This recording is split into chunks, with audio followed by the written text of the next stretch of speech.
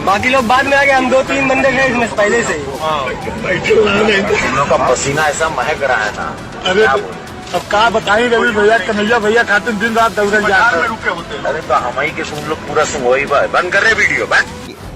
दोस्तों, मेरा नाम राशिद जहीर है और आप देख रहे हैं ऑनलाइन न्यूज इंडिया। आपको मालूम है, प्रधानमंत्री जी से लेकर योगी आदित्यनाथ जी और गोरखपुर के सांसद रवि किशन ये दलितों के घर जाकर खाना खाते हैं और खाना खाने का एक बाकायदा एक शो होता है जिसमें दर्शाया यह जाता है कि हम दलितों के और कमजोरों के और मजबूर लोगों के कितने करीब हैं, हम जमीनी लोग हैं। रवि किशन का एक वीडियो सामने आया है जिसमें बता रहे हैं कि खाना खाते समय जो दलित के घर पर खाना खाया था उनके पसीने से इनको बदबू आ रही है। वोट लेने के लिए तो आप आ जाते हैं।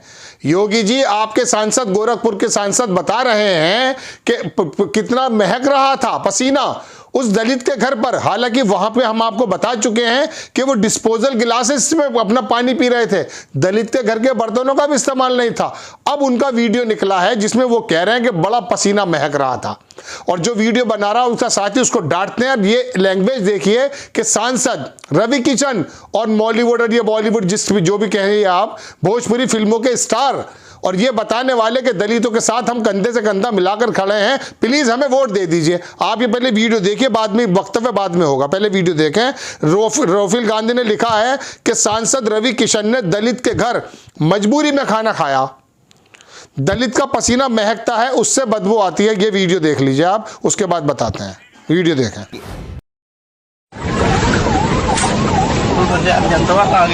कितना लोग सब मिला के वहाँ इसके अंदर यहाँ तक दिखवा तो दौड़ो क्या करी क्या उतर कौन डाले।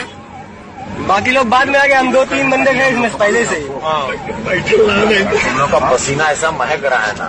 अरे अब कहा बताई रवि भैया कन्हैया भैया खातिर दिन रात दौड़े जाते हैं। अरे तो हम ही के सुन लोग पूरा सुन वही बंद कर रहे वीडियो बंद कर। तो आपने वीडियो देख लिया, लोग किस तरह की प्रतिक्रियाएं कर रहे हैं ये भी मैं आपको बताता हूं। एक सन है, वो लिखते हैं कि रवि किशन कह रहा है कि पसीना कितना महक रहा था, अब क्या हमको ही तुम सब सुनाओगे। अब ये तमाम बातें हैं, इस तरह की बातें करते हैं। मैं आपको एक चीज़ और दिखाता हूं कि ये फोटो देखिए आप, आपकी स्क्रीन पर है। यहां पर लिखा है अनुराग ढंडा ने कि ये दलित के साथ भोजन करना नहीं, रवि किशन जी अव्वल दर्जे का छिछोरापन है। ध्यान दीजिए तो दलित के बर्तन अलग हैं और नेताओं के अलग। दलित तो बेचारा झोला टांगे बैठा है, फोटो के बाद बाहर निकाल दिया जाएगा। अपने घर में भला कौन झोला टांग कर बैठता है। अब ये जो है ना, ये जो नक्शेबाजियां होती हैं ये चुनाव के इर्द गिर्द होती हैं। मालूम है कि देश भर में एक बहुत बड़ा वोट बैंक जो है दलितों का है और ये दलित अगर इनके साथ आ जाता है तो इनकी सीटें मिल जाती हैं, इनको चुनाव के अंदर कामयाबी मिल जाती हैं।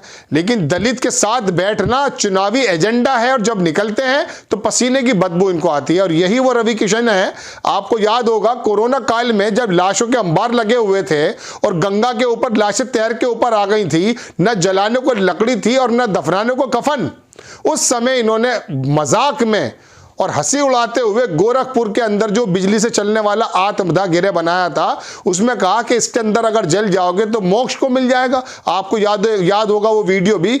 तो ये इस तरह के नेता हैं जिनके बल पर भारतीय जनता पार्टी दलितों को, कमजोरों को रिझाने का काम करती है कि देखिए हम मुख्यमंत्री हैं, हम सांसद हैं, आपके घर में आ गए और दलित के घर खाना खा रहे हैं।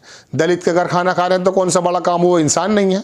ये वर्ण व्यवस्था आरएसएस के अंदर छुपी हुई है। यही वजह है कि आरएसएस का एक जमाने से 100 बरस हो गए आरएसएस को बने हुए, उसका एक भी कार्यवाहक सर्वा दलित नहीं बन पाया, ओबीसी का बंदा नहीं बन पाया। वजह यह है कि इनको सिर्फ वोट लेने हैं।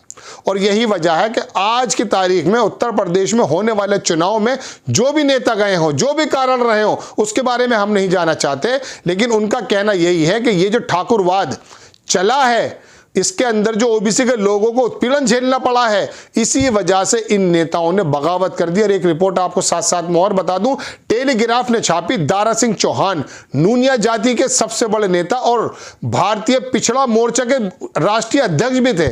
इनके बारे में उसने खुलासा किया। टेलीग्राफ में अलग से खबर बनानी चाहिए थी, लेकिन मैं बता रहा हूं, ये जो आरोप लग रहे हैं ना कि ये लोग टिकट के बंटवारे की, टिकट के कटने की वजह से गए हैं, इसकी पटकथा 1 साल पहले प्लेन में अखिलेश यादव के साथ दारा सिंह चौहान ने लिख दी थी। यह भी रिपोर्ट में आपको बता रहा हूं।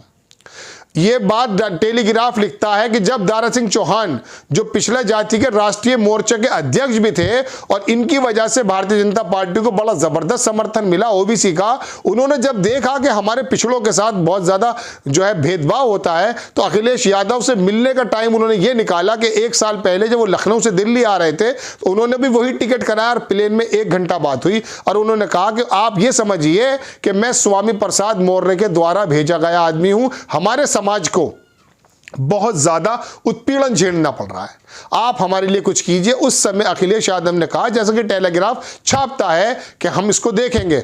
और वो डर इसलिए रहे थे, प्लेन में मुलाकात इसलिए की थी कि यहां पर तो लगी हुई है ईडी, आईडी, ये डी, वो डी सब लग जाएंगी।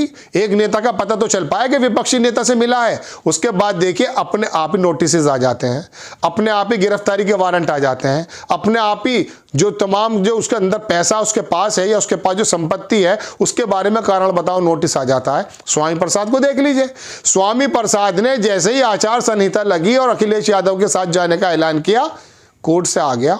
कब का?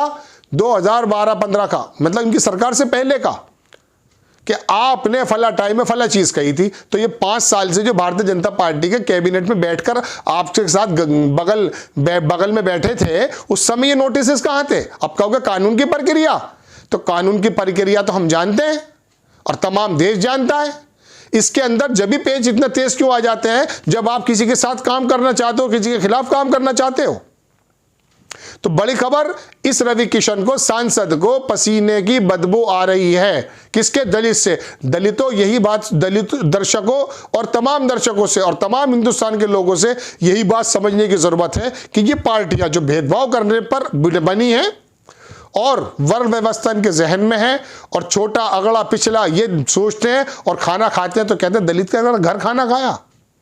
जब इनके दिमागों में ये बात है, तो अब आप ये बताइए कि ये सिर्फ वोट लेने की वजह से ही आपके दर पे आए हैं या आपके दर्द के साथ इन्होंने दर्द मिलाया? दर्द अगर होता तो लखीमपुर खीरी में जो किसानों को चढ़ाकर मार दिया गया है, उसके घर पर एक मंत्री गया सिर्फ, अभी तक भारतीय जनता पार्टी का कोई मंत्री नहीं गया। सेंगर को देखिए क्या हालात है, सुप्रीम कोर्ट और हाई कोर्ट का दखल ना होता तो रिपोर्ट दर्ज नहीं होती, गिरफ्तारी नहीं होती। और टैनी को आज तक गृह मंत्रालय के अंदर बरकरार रखने वाले कौन लोग हैं? क्या मकसद है उनका? मकसद सिर्फ इतना है कि हम ही राज करने के लिए पैदा हुए हैं, चाहे हम गाड़ी चढ़ाकर मार दें, चाहे हम कुछ भी कर दें। तो बड़ी खबर, रवि किशन का वीडियो आपने देखा कि इसने कहा क्या, दलित के किस पसीने से बदबू आ रही है, दलित की वोट से भी बदबू नहीं आती आपको। बहरहाल यही आपको वीडियो दिखाना आया था कि गोरखपुर के सांसद किस प्रकार का बयान दे रहे हैं, क्या वाणी बोल रहे हैं, ये इनका असल रूप है। आपको खबर कैसी लगी अपनी राय कमेंट्स बॉक्स में जरूर दीजिएगा। चैनल को सब्सक्राइब कीजिए, शेयर कीजिए। नेक्स्ट टाइम मैं फिर किसी अच्छी खबर के साथ आता हूं, तब तक के लिए जय हिंद।